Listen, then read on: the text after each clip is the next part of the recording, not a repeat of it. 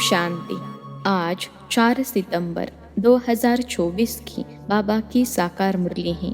मुरली के महावाक्य हैं, मीठे बच्चे, तुम बेहद के बाप के पास आए हो विकारी से निर्विकारी बनने, इसलिए तुम्हारे में कोई भी भूत नहीं होना चाहिए। प्रश्न है, बाप अभी तुम्हें ऐसी कौन सी पढ़ाई पढ़ाते हैं जो सारे कल्प में नहीं पढ़ाई जाती?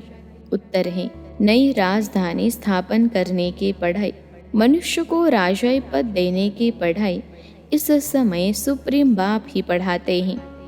यह नई पढ़ाई सारे कल्प में नहीं पढ़ाई जाती। इसी पढ़ाई से सतयुगी राजधानी स्थापन हो रही है। ओम शांति। यह तो बच्चे जानते हैं, हम आत्मा हैं न कि शरीर। इनको कहा जाता है देही अभिमानी। मनुष्य सब है देह अभिमानी। यह है ही पाप आत्माओं की दुनिया अथवा विकारी दुनिया। रावण राज्य है। सतयुग पास्ट हो गया है, वहाँ सब निर्विकारी रहते थे। बच्चे जानते हैं, हम ही पवित्र देवी देवता थे जो 84 जन्मों के बाद फिर पतित बने हैं। सब तो 84 जन्म नहीं लेते हैं। भारतवासी ही देवी देवता थे जिन्होंने 82, 83, 84 जन्म लिए हैं, वही पतित बने हैं। भारत ही अविनाशी खंड गाया हुआ है। जब भारत में लक्ष्मी नारायण का राज्य था, तब इसे नई दुनिया, नया भारत कहा जाता था। अभी है पुरानी दुनिया, पुराना भारत। वह तो संपूर्ण निर्विकारी थे, कोई विकार नहीं थे। वह देवताएं ही 84 जन्म ले अभी पतित बने हैं। काम का भूत, क्रोध का भूत, लोभ का भूत, यह सब कड़े भूत हैं। इसमें मुख्य है देह अभिमान का भूत। रावण का राज्य है ना, यह रावण है भारत का आधा कल्प का दुश्मन। जब मनुष्य में 5 विकार प्रवेश करते हैं, इन देवताओं में यह भूत नहीं थे। फिर पुनर्जन्म लेते लेते इनकी आत्मा भी विकारों में आ गई। तुम जानते हो, हम जब देवी देवता थे तो कोई भी विकार का भूत नहीं था। सतयुग त्रेता को कहा ही जाता है राम राज्य, द्वापर कलयुग को कहा जाता है रावण राज्य। यहाँ हर एक नर नारी में 5 विकार हैं। द्वापर से कलयुग तक 5 विकार चलते हैं। अब तुम पुरुषोत्तम संगम युग पर बैठे हो, बेहद के बाप के पास आए हो विकारी से निर्विकारी बनने के लिए। निर्विकारी बन अगर कोई विकार में गिरते हैं तो बाबा लिखते हैं, तुमने काला मुंह किया, अब गोरा मुंह होना मुश्किल है। 5 मंजिल से गिरने जैसा है, हड्डियां टूट जाती हैं। गीता में भी है, भगवान उवाच, काम महाशत्रु है। भारत का वास्तविक धर्म शास्त्र है ही गीता। हर एक धर्म का एक ही शास्त्र है। भारतवासियों के तो ढेर शास्त्र हैं। उसको कहा जाता है भक्ति। नई दुनिया सतो प्रधान गोल्डन एज है। वहाँ कोई लड़ाई झगड़ा नहीं था। बड़ी आयु थी, एवर हेल्दी वेल्दी थे। तुमको स्मृति आई, हम देवताएं बहुत सुखी थे। वहाँ अकाली मृत्यु होती नहीं, काल का डर रहता नहीं। वहाँ हेल्थ, वेल्थ, हैप्पीनेस सब रहती हैं।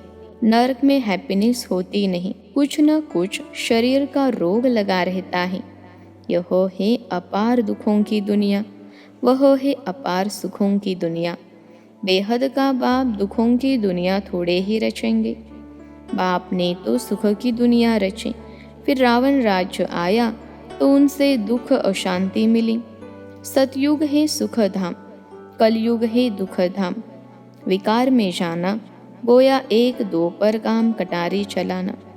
मनुष्य कहते हैं, यह तो भगवान की रचना है ना, परंतु नहीं, भगवान की रचना नहीं, यह रावण की रचना है। भगवान ने तो स्वर्ग रचा, वहाँ काम कटारी होती नहीं। ऐसे नहीं, दुख सुख भगवान देता है। अरे भगवान बेहद का बाप बच्चों को दुख कैसे देगा? वह तो कहते हैं, मैं सुख का वर्षा देता हूँ। फिर आधा कल्प के बाद रावण श्रापित करते हैं। सतयुग में तो अथाह सुख थे, माला माल थे। एक ही सोमनाथ के मंदिर में कितने हीरे शवारत थे। भारत कितना सॉल्वेंट था, अभी तो इनसॉल्वेंट हैं। सतयुग में 100% सॉल्वेंट, कलयुग में 100% इंसॉल्वेंट। यह खेल बना हुआ है। अभी है आयरन एज, खाद पड़ते पड़ते बिल्कुल तमो प्रधान बन गए हैं। कितना दुख है। यह एरोप्लेन आदि भी 100 वर्ष में बने हैं। इनको कहा जाता है माया का बॉम्ब। तो मनुष्य समझते साइंस ने तो स्वर्ग बना दिया है, परंतु यह है रावण का स्वर्ग। कलयुग में माया का बॉम्ब देख तुम्हारे पास मुश्किल आते हैं। समझते हैं हमारे पास तो महल मोटरें आदि हैं। बाप कहते हैं स्वर्ग तो सतयुग को कहा जाता है, जब इन लक्ष्मी नारायण का राज्य था। अब इन लक्ष्मी नारायण का राज्य थोड़े ही है। अब कलयुग के बाद फिर इनका राज्य आएगा। पहले भारत बहुत छोटा था। नई दुनिया में होते ही हैं 9 लाख देवता। बस पीछे वृद्धि को पाते रहते हैं। सारी सृष्टि वृद्धि को पाती है ना। पहले पहले सिर्फ देवी देवता थे। तो बेहद का बाप वर्ल्ड की हिस्ट्री ज्योग्राफी बेट समझाते हैं। बाप बिगर और कोई बतला न सके। उनको कहा जाता है नॉलेजफुल गॉड फादर, सब आत्माओं का फादर। आत्माएं सब भाई भाई हैं, फिर भाई और बहन बनती हैं। तुम सब हो एक प्रजापिता ब्रह्मा के एडॉप्टेड चिल्ड्रेन। सभी आत्माएं उनकी संतान तो है ही। उनको कहा जाता है परमपिता। उनका नाम है शिव। बस बाप समझाते हैं मेरा नाम एक ही शिव है। फिर भक्ति मार्ग में मनुष्यों ने बहुत मंदिर बनाए हैं, तो बहुत नाम रख दिए हैं। भक्ति की सामग्री कितनी ढेर है, उसको पढ़ाई नहीं कहेंगे। उसमें एम ऑब्जेक्ट कुछ भी नहीं है ही नीचे उतरने की। नीचे उतरते उतरते तमो प्रधान बन जाते हैं। फिर सतो प्रधान बनना है सबको। तुम सतो प्रधान बनकर स्वर्ग में आएंगे, बाकी सब सतो प्रधान बन शांति धाम में रहेंगे। यह अच्छी रीति याद करो। बाबा कहते हैं तुमने हमको बुलाया है। बाबा हम पतितों को आकर पावन बनाओ। तो अब मैं सारी दुनिया को पावन बनाने आया हूँ। मनुष्य समझते हैं गंगा स्नान करने से पावन बन जाएंगे। गंगा को पतित पावनी समझते हैं। कुएं से पानी निकला, उसको भी गंगा का पानी समझ स्नान करते हैं। गुप्त गंगा समझते हैं। तीर्थ यात्रा पर व कोई पहाड़ी पर जाएंगे, उसको भी गुप्त गंगा कहेंगे। इसको कहा जाता है झूठ। गॉड इज ट्रूथ कहा जाता है। बाकी रावण राज्य में सब ही झूठ बोलने वाले। गॉड फादर ही सचखंड स्थापन करते हैं। वहाँ झूठ की बात नहीं होती। देवताओं को भोग भी शुद्ध लगाते हैं। अभी तो है आसुरी राज्य। सतयुग त्रेता में है ईश्वरीय राज्य, जो अब स्थापन हो रहा है। ईश्वर ही आकर सबको पावन बनाते हैं। देवताओं में कोई विकार होता नहीं। यथा राजा रानी तथा प्रजा सब पवित्र होते हैं। यहाँ सब हैं पापी, कामी, क्रोधी। नई दुनिया को स्वर्ग और इसको नरक कहा जाता है। नरक को स्वर्ग बाप के सिवाय कोई बना न सके। यहाँ सब है नरकवासी पतित। सतयुग में है पावन। वहाँ ऐसे नहीं कहेंगे कि हम पतित से पावन होने के लिए स्नान करने जाते हैं। यह वैरायटी मनुष्य सृष्टि रूपी झाड़ है। बीज रूप है भगवान, वही रचना रचते हैं। पहले पहले रचते हैं देवी देवताओं को, फिर वृद्धि को पाते पाते इतने धर्म हो जाते हैं। पहले एक धर्म एक राज्य था, सुख ही सुख था। मनुष्य चाहते भी हैं विश्व में शांति हो। वह अभी तुम स्थापन कर रहे हो। बाकी सब खत्म हो जाएंगे, बाकी थोड़े रहेंगे। यह चक्र फिरता रहता है। अभी है कलयुग अंत और सतयुग आदि का पुरुषोत्तम संगम युग। इसको कहा जाता है कल्याणकारी पुरुषोत्तम संगम युग। कलयुग के बाद सतयुग स्थापन हो रहा है। तुम संगम पर पढ़ते हो, इसका फल सतयुग में मिलेगा। यहाँ जितना पवित्र बनेंगे और पढ़ेंगे उतना ऊंच पद पाएंगे। ऐसी पढ़ाई कहाँ होती नहीं। तुमको इस पढ़ाई का सुख नई दुनिया में मिलेगा। अगर कोई भी भूत होगा तो एक तो सजा खानी पड़ेगी, दूसरा फिर वह कम पद पाएंगे। जो संपूर्ण बन औरों को भी पढ़ाएंगे तो ऊंच पद भी पाएंगे। इतने सेंटर्स हैं, लाखों सेंटर्स हो जाएंगे। सारे विश्व में सेंटर्स खुल जाएंगे। पाप आत्मा से पुण्य आत्मा बनना ही है। तुम्हारी एम ऑब्जेक्ट भी है। पढ़ाने वाला एक शुबाबा है, वह है ज्ञान का सागर, सुख का सागर। बाप ही आकर पढ़ाते हैं, यह नहीं पढ़ाते। इनके द्वारा वह पढ़ाते हैं। इनको गाया जाता है भगवान का रथ, भाग्यशाली रथ। तुमको कितना पद्मा पदम भाग्यशाली बनाते हैं। तुम बहुत साहूकार बनते हो, कभी भी बीमार नहीं पड़ते। हेल्थ, वेल्थ, हैप्पीनेस सब मिल जाता है। यहाँ भल धन है, परंतु बीमारियाँ आदि हैं। वह हैप्पीनेस रह न सके, कुछ न कुछ दुख रहता है। उनका तो नाम ही है सुखधाम, स्वर्ग, पैराडाइज। इन लक्ष्मी नारायण को यह राज्य किसने दिया, यह कोई भी नहीं जानते। यह भारत में रहते थे, विश्व के मालिक थे। कोई पार्टीशन आदि नहीं था। अभी तो कितने पार्टीशन हैं, रावण राज्य हैं, कितने टुकड़े टुकड़े हो गए हैं, लड़ते रहते हैं। वहाँ तो सारे भारत में इन देवी देवताओं का राज्य था। वहाँ वजीर आदि होते नहीं। यहाँ तो वजीर देखो कितने हैं, क्योंकि बेअक्ल हैं। तो वजीर भी ऐसे ही तमो प्रधान पतित हैं। पतित को पतित मिले, कर कर लंबे हाथ, कंगाल बनते जाते हैं, कर्जा उठाते जाते हैं। सतयुग में तो अनाज, फल आदि बहुत स्वादिष्ट होते हैं। तुम वहाँ जाकर सब अनुभव करके आते हो।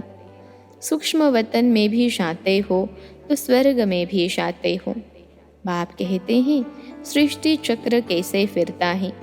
पहले भारत में एक ही देवी देवता धर्म था, दूसरा कोई धर्म नहीं था। फिर द्वापर में रावण राज्य शुरू होता है। अभी है विकारी दुनिया, फिर तुम पवित्र बन निर्विकारी देवता बनते हो। यह स्कूल है। भगवानुवाच, मैं तुम बच्चों को राजयोग सिखलाता हूँ। तुम भविष्य में यह बनेंगे। राजाई की पढ़ाई और कहीं नहीं मिलती। बाप ही पढ़ाकर नई दुनिया की राजधानी देते हैं। सुप्रीम फादर, टीचर, सदगुरु एक ही शिव बाबा है। बाबा माना जरूर वर्षा मिलना चाहिए। भगवान जरूर स्वर्ग का ही वर्षा देंगे। रावण जिसको हर वर्ष जलाते हैं, यह है भारत का नंबर 1 दुश्मन। रावण ने कैसा असुर बना दिया है। इनका राज्य 2500 वर्ष चलता है। तुमको बाप कहते हैं मैं तुमको सुखधाम का मालिक बनाता हूँ। रावण तुमको दुखधाम में ले जाते हैं। तुम्हारी आयु भी कम हो जाती है। अचानक अकाले मृत्यु हो जाती है। अनेक बीमारियाँ होती रहती हैं। वहाँ ऐसी कोई बात नहीं होती। नाम ही है स्वर्ग। अभी अपने को हिंदू कहलाते हैं क्योंकि पतित हैं, तो देवता कहलाने लायक नहीं है। बाप इस रथ द्वारा बैठ समझाते हैं।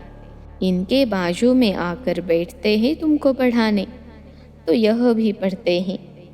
हम सब स्टूडेंट हैं, एक बाप ही टीचर हैं। अभी बाप पढ़ाते हैं, फिर आकर 5000 वर्ष के बाद पढ़ाएंगे। यह ज्ञान, यह पढ़ाई फिर गुम हो जाएगी। पढ़कर तुम देवता बने, 2500 वर्ष सुख का वर्षा लिया, फिर है दुख, रावण का श्राप। अभी भारत बहुत दुखी है। यह है दुख धाम। पुकारते भी हैं ना, पतित पावन आओ, आकर पावन बनो। अभी तुम्हारे में कोई भी विकार नहीं होना चाहिए, परंतु आधा कल्प की बीमारी कोई जल्दी थोड़े ही निकलती है। उस पढ़ाई में भी जो अच्छी रीति नहीं पढ़ते हैं वह फेल होते हैं। जो पास विद ऑनर होते हैं वह तो स्कॉलरशिप लेते हैं।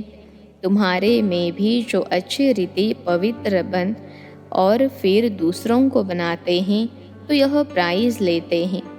माला होती है 8 की, वह है पास विद ऑनर। फिर 108 की माला भी होती है, वह माला भी सिमरी जाती है। मनुष्य इसका रहस्य थोड़े ही समझते हैं।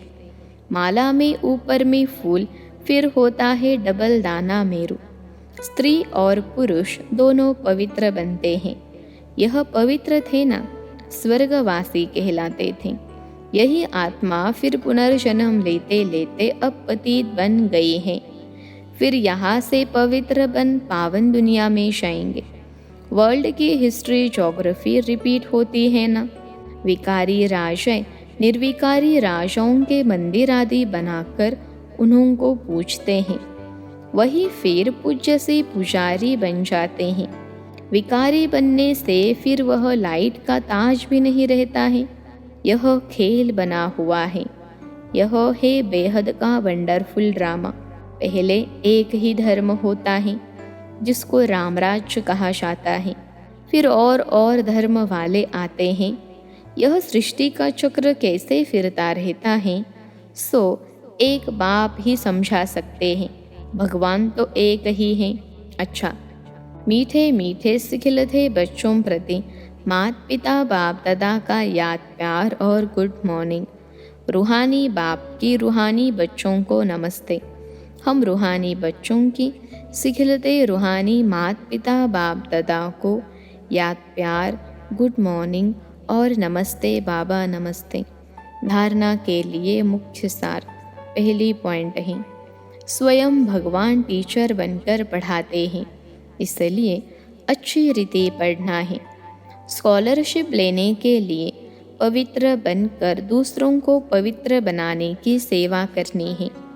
दूसरी पॉइंट है, अंदर में काम क्रोध आदि के जो भी भूत प्रवेश हैं उन्हें निकालना है। एम ऑब्जेक्ट को सामने रखकर पुरुषार्थ करना है। आज का वरदान है, माया की छाया से निकल, याद की छत्र छाया में रहने वाले बेफिक्र बादशाह भव। माया की छाया से निकल, याद की छत्र छाया में रहने वाले बेफिक्र बादशाह भव। विश्लेषण है, जो सदा बाप के याद की छत्र छाया के नीचे रहते हैं वो स्वयं को सदा सेफ अनुभव करते हैं। माया की छाया से बचने का साधन है बाप की छत्र छाया। छत्र छाया में रहने वाले सदा बेफिक्र बादशाह होंगे। अगर कोई फिक्र है तो खुशी गुम हो जाती है। खुशी गुम हुई, कमज़ोर हुए तो माया की छाया का प्रभाव पड़ जाता है, क्योंकि कमज़ोरी ही माया का आह्वान करते हैं। माया की छाया स्वप्न में भी पड़ गई तो बहुत परेशान कर देगी, इसलिए सदा छत्र छाया के नीचे रहो। आज का स्लोगन है, समझ के स्क्रू ड्राइवर से अलबेलेपन के लूज स्क्रू को टाइट कर सदा अलर्ट रहो। समझ के स्क्रू ड्राइवर से अलबेलेपन के लूज स्क्रू को टाइट कर सदा अलर्ट रहो। अच्छा, ओम शांति।